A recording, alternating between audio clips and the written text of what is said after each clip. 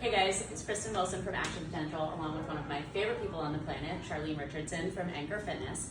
And we have recently been getting a lot of questions in our office about what's the difference between a physical therapist and a strength and conditioning coach or personal trainer.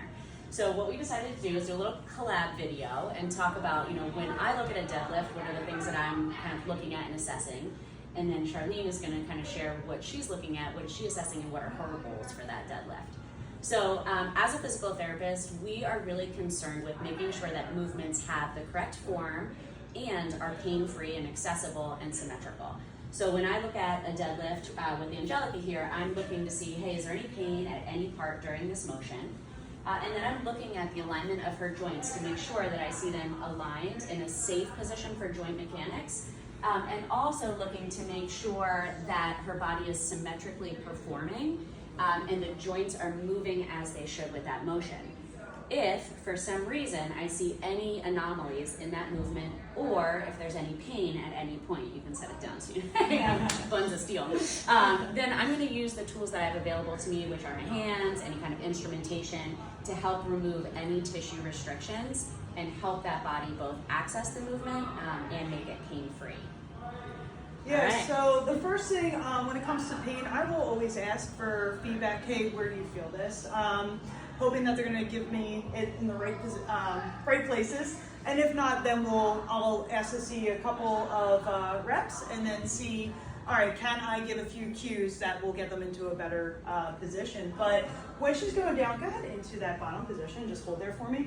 I am going to look to see, now everybody's will be slightly different, that the shoulders are above the hips above the knees. Do you feel the butt stretching a bit?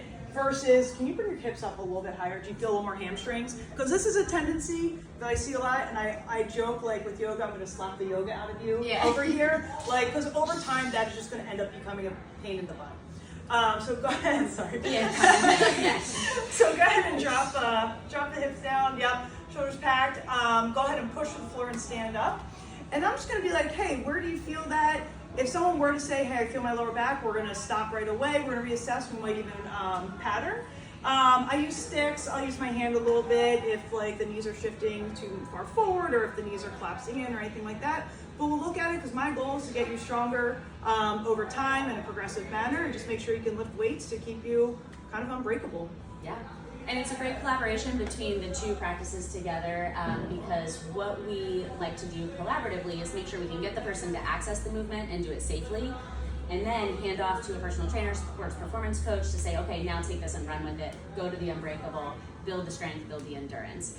And it really ends up being a really cool back and forth. Certainly, we've always appreciated our relationship with Anchor as well as other personal trainers in the area. If you have any questions, post them, and we'll certainly reach out and answer those as they come up.